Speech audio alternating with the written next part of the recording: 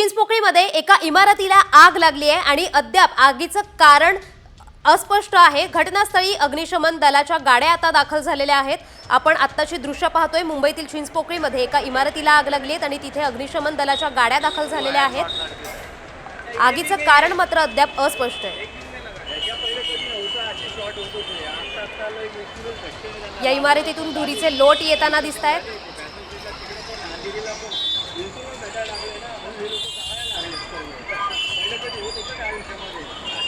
तर आपण पाहतोय आताची दृश्य एक्सक्लुझिव्ह दृश्य आपण साम टीव्हीवर पाहतोय। चिंचपोकळीमध्ये इमारतीला एका आग लागलेली आहे। त्या इमारतीतून आता धुराचे लोट येताना दिसतायत आणि अग्निशमन दलाच्या गाड्या आता तिथे पोहोचलेल्या आहेत। आता या आगीमध्ये नेमकी जीवितहानी किती झालेली आहे हा प्रश्न उपस्थित होतोय आणि तिथे आता काही उपाययोजना केल्या जात आहेत काय असाही सवाल उपस्थित होतोय। याच संदर्भात अधिकची माहिती देत आहेत आमचे प्रतिनिधी भरत मोहोळकर। तर भरत, काय सांगाल, आता तिथे काय नेमकी परिस्थिती आहे?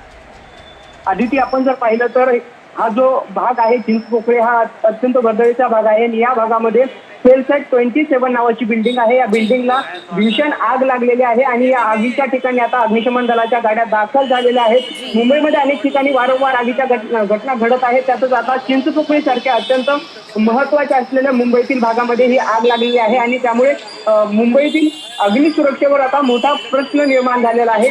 सध्या जर आपण पाहिलं तर अजूनही अधिकृत अशी माहिती मिळाली नाही की आग का लागलेली आहे। मात्र सध्या जी दृश्य आपण पाहत आहोत त्यामध्ये भीषण आगीचं स्वरूप हे प्रचंड भीषण असल्याचं सुद्धा आपल्याला दिसतंय आदिती।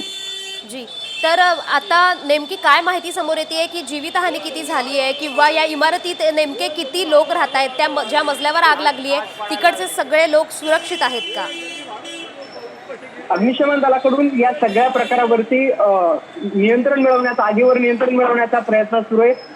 त्या बिल्डिंग मधील जे रहिवासी आहेत त्यांना सुद्धा बाहेर काढण्याचा प्रयत्न सुरू आहे। अजून अधिकृत अशी माहिती मिळाली नाही की या बिल्डिंग मध्ये किती लोक राहतात आणि किती लोकांना बाहेर काढण्यात आलेलं आहे। जी, अग्निशमन दलाच्या एकूण किती गाड्या तिथे दाखल झाल्या आहेत? अग्निशमन दलाच्या 2 गाड्या त्या ठिकाणी दाखल झाल्या आहेत। आणखी गाड्या त्या ठिकाणी मागवण्यात येत असल्याची माहिती समोर येते। जी, भरत, तर ही घटना नेमकी किती वाजता घडलेली आहे आणि आतापर्यंत त्यावर काय काय अपडेट्स आहेत? आदिती, या प्रकरणामध्ये जर आपण पाहिलं तर 20 मिनिटापूर्वी ही घटना घडलेली आहे। सध्या त्या ठिकाणी अग्निशमन दलाच्या गाड्या दाखल झालेल्या आहेत। अग्निशमन दलाकडून शर्थीचे प्रयत्न सुरू आहेत की ही आग कशा पद्धतीने विझवता येईल आणि त्यासाठी अग्निशमन दल प्रयत्न करत आहे। दुसरीकडे रहिवाशांना बाहेर काढण्यासाठी सुद्धा प्रयत्न सुरू आहे। जी, धन्यवाद भरत दिलेल्या या सविस्तर माहितीबद्दल। तर आपण पाहतोय चिंचपोकळीत इमारतीला आग लागली आणि अग्निशमन दलाच्या गाड्या तिथे दाखल झालेल्या आहेत। आता तिकडे किती जीवितहानी झालेली आहे हे पाहणं महत्त्वाचं ठरणार आहे। किती लोकांना वाचवण्यात यश येत आहे हेही पाहणं महत्त्वाचं ठरणार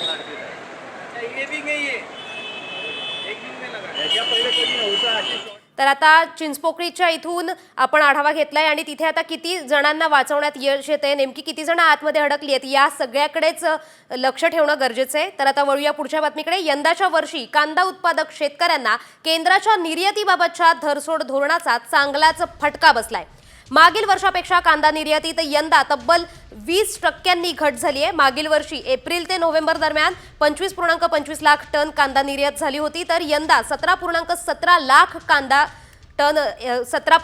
लाख टन कांद्याची निर्यात झालेली आहे। मागील वर्षाच्या तुलनेत यंदा कांदा निर्यातीत 696 कोटी रुपयांची घट झाली आहे। कांद्यावरील निर्यात शुल्क, निर्यात मूल्य आणि अन्य निर्बंधांचा कांद्याला फटका बसल्याचं दिसतंय। कांदा निर्यातीवरील निर्बंध पूर्णपणे हटवण्याची आता शेतकरी मागणी करतायत। आता बातमी समोर येते शेअर बाजाराच्या संदर्भात। भारतीय शेअर बाजाराची सुरुवात जबरदस्त घसरणीसह झाली आहे। सेन्सेक्स 1000 पेक्षा जास्त अंकांनी घसरलाय, तर निफ्टीमध्येही 300 पेक्षा जास्त अंकांची घसरगुंडी पाहायला मिळते। निफ्टीने 22,248 ची पातळी तोडली आहे।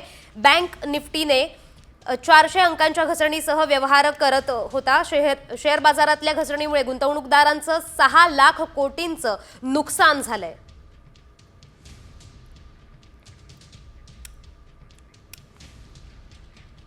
तर आता बातमी समोर येते पुण्यातल्या बलात्कार प्रकरणी तब्बल 75 तासांनंतर पुण्यातील बलात्काराचा आरोपी दत्ता गाडेला बेड्या ठोकण्यात आल्यात। मात्र आता दत्ता गाडेला ताब्यात घेण्यावरून पेच निर्माण झालाय।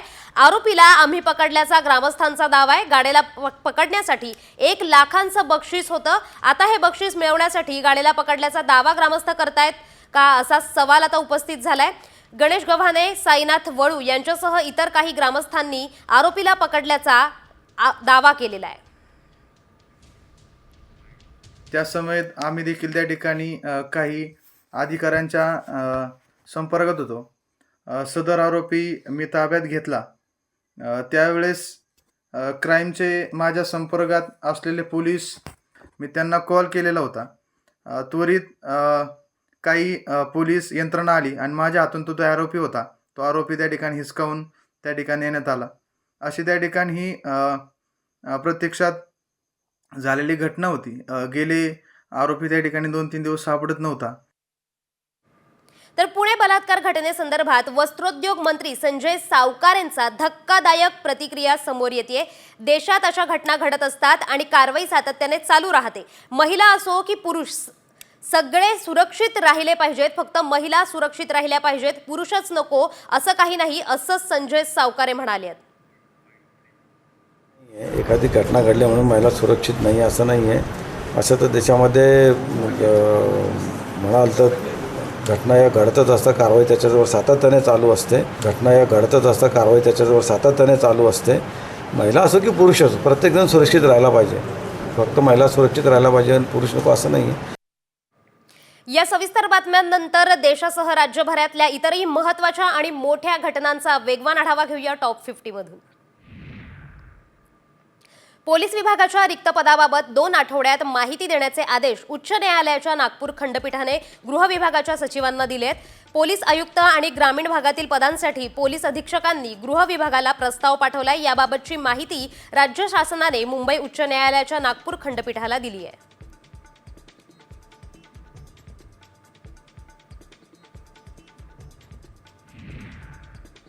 तुळजाभवानी मंदिर संस्थानाने कर्मचाऱ्यांकडून नोकरीसाठी बँक गॅरंटी म्हणून प्रत्येकी 2 लाख रुपये घेतलेत, अशी माहिती सूत्रांकडून मिळते। 39 कर्मचाऱ्यांकडून बँक गॅरंटी म्हणून मंदिर संस्थानाने 78 लाख रुपये सक्तीने वसूल केलेत। यामुळे तुळजाभवानी मंदिर संस्थानाकडून कर्मचाऱ्यांची तुघलकी पद्धतीने लूट सुरू आहे का असा सवाल आता उपस्थित होतोय।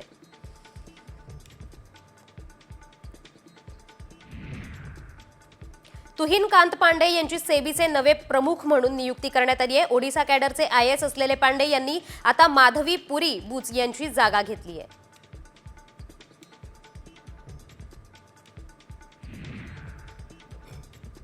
नवी मुंबई विमानतळ सेवेसाठी सज्ज झाले। 17 एप्रिल रोजी विमानतळ व्यावसायिक व्यापारासाठी खुलं करण्याची योजना आहे। एका विमानाचे टेक ऑफ आणि लँडिंगची ही चाचणी यशस्वीरित्या पूर्ण केली आहे।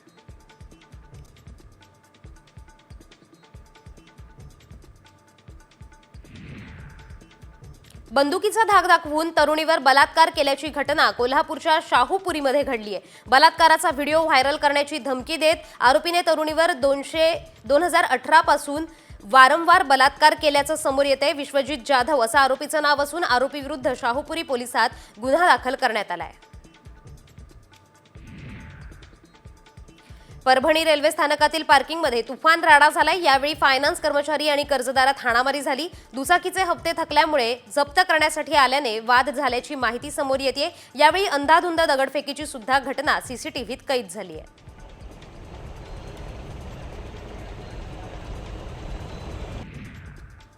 कोल्हापुरात प्रशांत कोरटकरच्या अटकेसाठी आंदोलन करण्यात आलंय। छत्रपती शिवाजी महाराज आणि छत्रपती संभाजी महाराज यांच्याविषयी आक्षेपार्ह विधान करून इतिहास अभ्यासक इंद्रजित सावंत यांना शिवीगाळ केल्याचा आरोप कोरटकर यांच्यावर करण्यात आला आहे।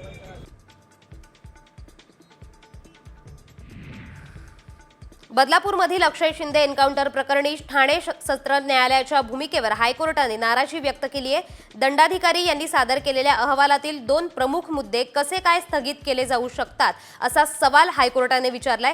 तसंच 5 मार्चच्या पुढील सुनावणीत राज्य सरकारला भूमिका स्पष्ट करण्याचे आदेशही त्यांनी दिले आहेत। चल हल्ला बोल हा चित्रपट नामदेव ढसाळांच्या कवितांवर आधारित आहे. मात्र या कवितांवर सेन्सॉर बोर्डाने आक्षेप घेतलाय. वरून कोण नामदेव ढसाळ असा उर्मट सवालही चित्रपटाचे दिग्दर्शक महेश बनसोडेंना केलाय. सेन्सॉर बोर्डाच्या या वर्तणुकीबाबत दलित समाजात संतापाची लाट निर्माण झाली आहे.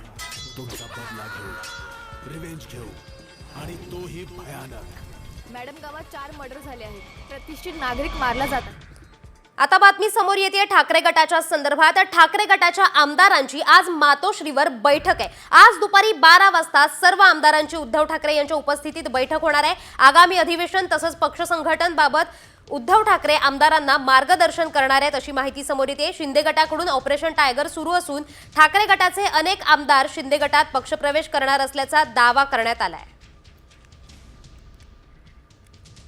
तर आता ठाकरे गटाच्या आमदारांची मातोश्रीवर दुपारी 12 वाजता बैठक होणार आहे. शिंदे गटाकडून ऑपरेशन टायगर सुरू आहे आणि त्यामुळे ठाकरे गटातले अनेक आमदार शिंदे गटात पक्षप्रवेश करतायत असंही दिसून येते. त्याच संदर्भात ही बैठक होऊ शकते.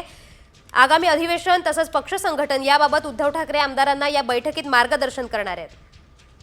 आम्ही सगळेजण प्रयत्न करत होतो. काल म्हणजे आज सुरुवातीला 1 वाजता त्याला अटक झालेली आहे. रात्री 12 नंतर जो 1 वाजता त्या 1 वाजता त्याला अटक केलेली आहे. पोलिसांच्या ताब्यामध्ये तो आलेला आहे. पूर्णपणे चौकशी त्या ठिकाणी चाललेली आहे. आज कोर्टामध्ये देखील त्याला हजर त्या ठिकाणी केलं जाणार आहे आणि त्याच्यातून काय वस्तुस्थिती आहे ते सगळं निष्पन्न त्या ठिकाणी. रे बाबा, यामध्ये पहिल्यांदा तुम्ही अमुक असा म्हटला तमुक तसा म्हटला असं काही मला विचारू नका. मी तुम्हाला सगळ्यांना तुमच्या मार्फत महाराष्ट्रातल्या जनतेला एवढं सांगू इच्छितो. मी सकाळी सीपीशी बोललो. सीपींनी मला सांगितलं की त्यांना 1 वाजता ताब्यामध्ये घेतलेलं आहे आणि त्याची चौकशी चालू आहे.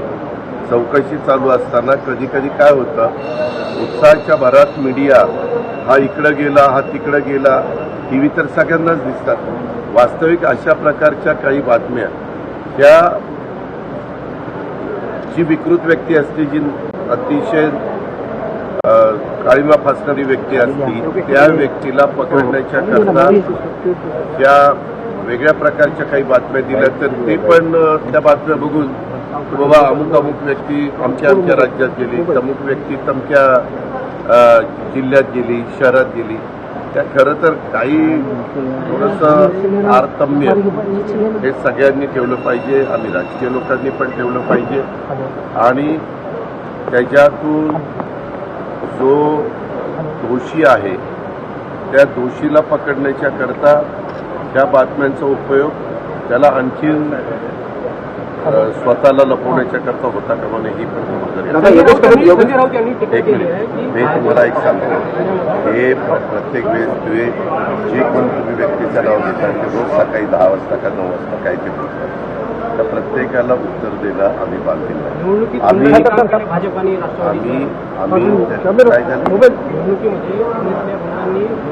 प्रचार केला भाजप आणि राष्ट्रवादीचा. त्या संदर्भामध्ये जर काही तक्रार असेल, जे गुंड असतील त्यांच्या नावानिशी तक्रार दिली तर पोलीस चौकशी करतात. पोलिसांना सापडत फरार आहेत प्रशांत कोरेटकर. चौकशी चाललेली आहे. तुम्ही फक्त तो फरार तो इकडे गेला तिकडे गेला असं जरा दाखवायचं.